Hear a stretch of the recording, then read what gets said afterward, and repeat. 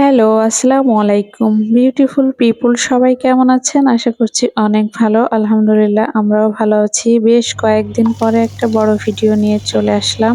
ইদানিং খুব একটা বড় ভিডিও বানাই না।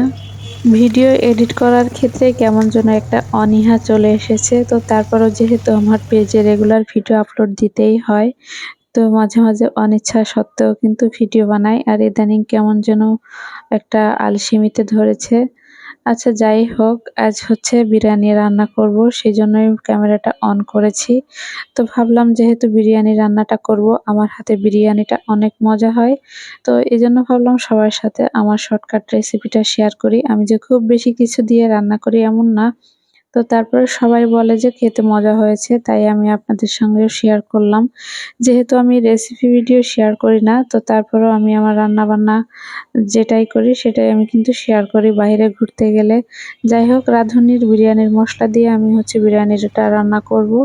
প্রথমে পেঁয়াজ বেরেস্তা করে নিয়েছি, এখন আদা রসুন পেস্ট সবকিছু দিয়ে তারপরে বিরিয়ানির মশলা, সরিষার তেল, টক দই সবকিছু দিয়ে একবারে আমি কিন্তু বসিয়ে দিব। যেহেতু দুপুর টাইমে একটু গ্যাসের প্রবলেম থাকে, এজন্য ভাবলাম আলাদা আলাদা করতে গেলে অনেকটা সময় লেগে যাবে, এজন্য আমি একবারে দিয়ে দিয়েছি। আর বিরিয়ানি রান্না করার সময় কিন্তু মাংসটা অতটা না কষালেও চলে, একবারে মেখে হাতে মেখে দিয়ে দিলেও হয়। আর চিকেন বিরিয়ানিটা কিন্তু এভাবে যেভাবেই রান্না করা হোক না কেন অনেক মজা লাগে। চালটা একটু ভালো করে কষানো হলে আর হচ্ছে মাংসটার ভিতরে ইনগ্রিডিয়েন্টস ঠিকঠাক মতো দিলেই কিন্তু হয়ে যায়। এখন আমি পোলাওর চাউলটা ধুয়ে নিচ্ছি, ধুয়ে তারপরে একটু পানি ঝরাতে দিয়ে দিব। তো ততক্ষণে আমার মাংস রান্নাটাও কিন্তু কমপ্লিট হয়ে যাচ্ছে। এই মাংস রান্নার ভিতরে কিন্তু বিরিয়ানির মশলা বাদেও কিন্তু আমি আরও ২ টা মশলা অ্যাড করেছি। সেটা হচ্ছে ১ চা চামচের মতো মুরগির মাংসের মশলা, আর ১ চা চামচের মতো হচ্ছে কাবাব মশলা। এজন্য কিন্তু মাংসের কালারটা একটু হলুদ, হলুদ হয়ে গিয়েছে। তো তাতে সমস্যা নাই, খাবারের টেস্টটা কিন্তু অনেক ভালো আসবে। এখন বড় একটা পাত্র নিয়ে নিচ্ছি। বিরিয়ানিটা আমি সরিষার তেল দিয়েই রান্না করব। তো আরেকটু সয়াবিন তেলও দিয়ে দিলাম। বেশি সরিষার তেল দিয়ে দিলে তখন আবার একটু কেমন সরিষার তেলের একটা বেশি ফ্লেভার, ঝাঁঝালো গন্ধ লাগে। সেটা আমার ভালো লাগে না, তাই আমি একটু সয়াবিন তেলও মিক্স করে দেই। বিরিয়ানি ঝরঝরে করে রান্নার মেইন বিষয়টাই হচ্ছে কিন্তু এটা সুন্দর করে কষাতে হবে।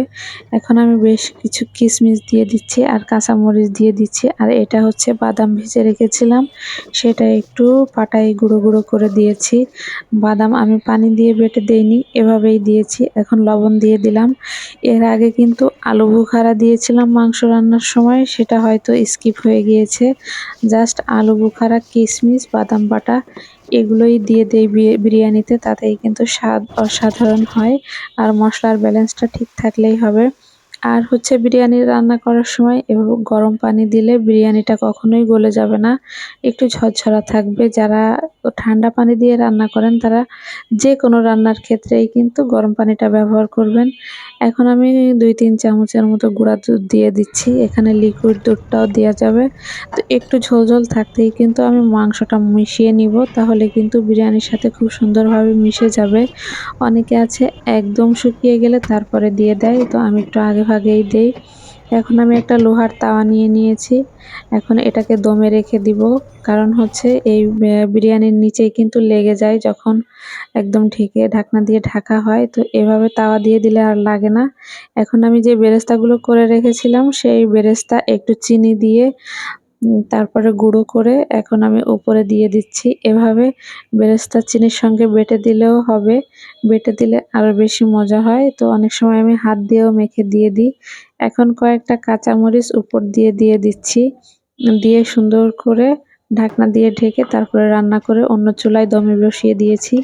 এদিকে আমি হচ্ছে একটু আমের চাটনি বানিয়েও নিয়েছি। তো এই ছিল আমার আজকের ভিডিও। আল্লাহ হাফেজ।